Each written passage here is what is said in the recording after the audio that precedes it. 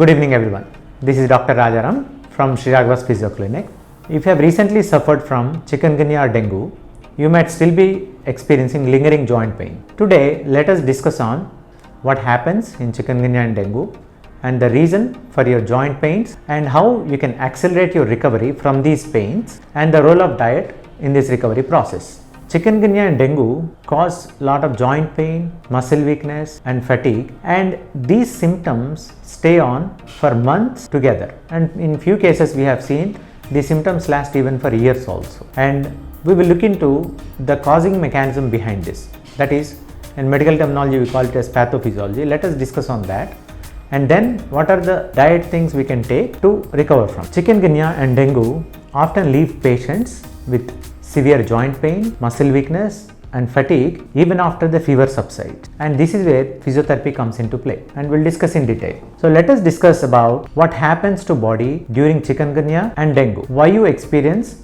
the joint pains and muscle weakness and fatigue even after the fever subsides. Once a person is infected with this chikungunya or dengue, and once that virus enters the body, as a natural response, body releases certain cytokines and TNF alpha, that is tumor necrosis factor alpha, into the blood. So their primary goal is to basically fight off this viral infection. So imagine, say for example, we have terrorists intruded into the country. What will the government do? It will release a military. Similarly, these cytokines we are talking about are just like military. The only problem here is, as military is supposed to attack the invader, now imagine the military is attacking our own country people, and this is what happens. On one side, the cytokines will start fighting the viral infection, but because of less studied effects that are happening in the body, they start attacking our muscles and joints. In case of chikungunya, what happens is, so above the bones we have something called synovium, and these cytokines go and attack those synovium. And in fact, research has found out striking similarities between chikungunya, post chikungunya joints and rheumatoid arthritis. Rheumatoid arthritis, you all must be knowing, it's a autoimmune disease where our own immune system starts attacking our joint linings.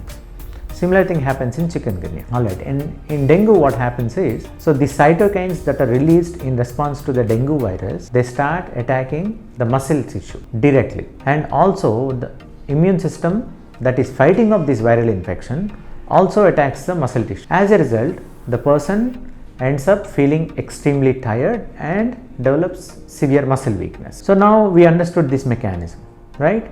So this is half of the equation, wherein because of the infection we are having this immune system attacking our muscles and joints. And just like imagine, recently Telugu states we have had a lot of floods and storm, right? So this viral infection is like a storm. So as much as we struggle a lot during these storms to just safeguard ourselves, but actually lot of work both for the government and for the public actually starts after the storm. So in chikungunya and dengue also similar thing happens after the infection is worn out. So like in case of a flood, what happens? Area is affected with floods, you will have to deal with the cleaning of the debris, and then we have to restore the normal life, right? So in dengue, this leads to muscle weakness, and that is the reason dengue is also called break bone fever, wherein the patient experiences pain similar to how we experience pain when the bone is fractured. So this is done, and then the storm is cleared. Now the body has to repair itself. So as it is during the infection, the body is struggling really hard to fight off the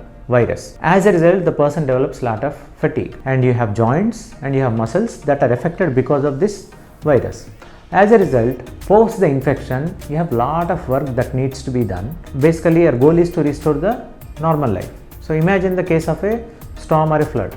So initially you have to clean up all the debris, and then in a systematic fashion, first you have to restore the ability to prepare food, and then you have to make sure sanitation is taken care so that the infections will not spread, and then you have to make sure water is the water that is being supplied is sanitized. So one after the other, and then once the power lines are all cleared, you have to restore the electricity. So there is a systematic fashion that needs to be done, and same thing happens in dengue and chikungunya also, where physiotherapy plays a very crucial role in putting these things in a systematic fashion.